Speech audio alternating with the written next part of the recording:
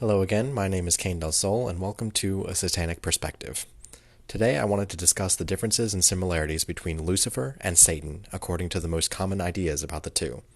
This subject is, as many of the things that I touch on in my videos, highly debated within the occult world, and even within the realms of more mundane theologies as popular Christianity.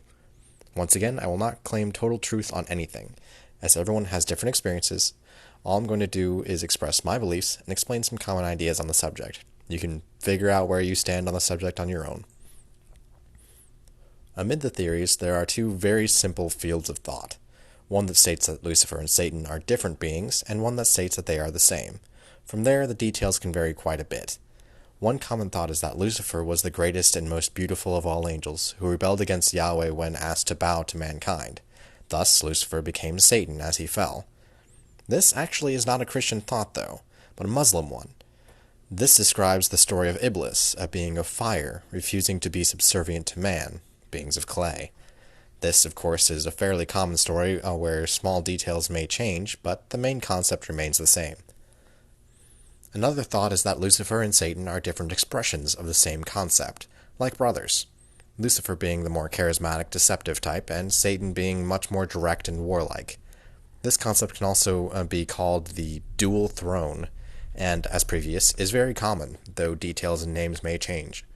Then, of course, we have a more historical perspective, wherein Satan holds the role of opposer and Lucifer is completely unrelated.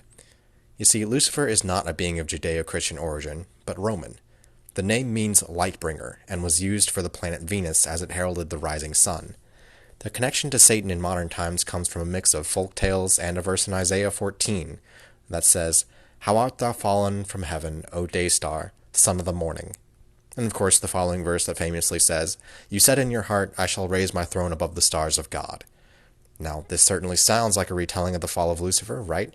Especially when you see so many versions translate day star as Lucifer. Well, actually, for one thing, the word for day star there was Halal. Once again, a known term for Venus. And beyond that, we run into the same situation here as we did with Moloch, where removing the folk tale and millennia of misinterpretation as bias brings us to a much more earthly interpretation, where the verse describes an arrogant king. Of course, I have my own thoughts on the matter. You see, the name Lucifer means lightbringer, as we said. Decontextualized, this can be interpreted in a manner less with Venus and more likely with the Sun and Mercury, sourced in divine communication, making Lucifer a messenger. Then, with the common concept of light being knowledge, wisdom, and truth, the bringer of such light is then more of a Promethean deity. This was my approach, and this has been my experience. Lucifer is a wonderful and powerful guide, bringer of knowledge, exposing hidden and secret truths. Perfect for initiation into the occult, as his power helps those seekers of hidden truths in a very profound manner. So, that's my thoughts on the matter, but don't just take my word for it. Study for yourself. Call on Lucifer yourself and see what comes of it. As always, if you have any questions or suggestions for future subjects, I'll leave them in the comments below. And, of course, my book, Codex Aversum, is going to be released through Aeon Sophia Press early September. Be sure to pick it up at aeonsophiapress.com. Until next time, this has been A Satanic Perspective.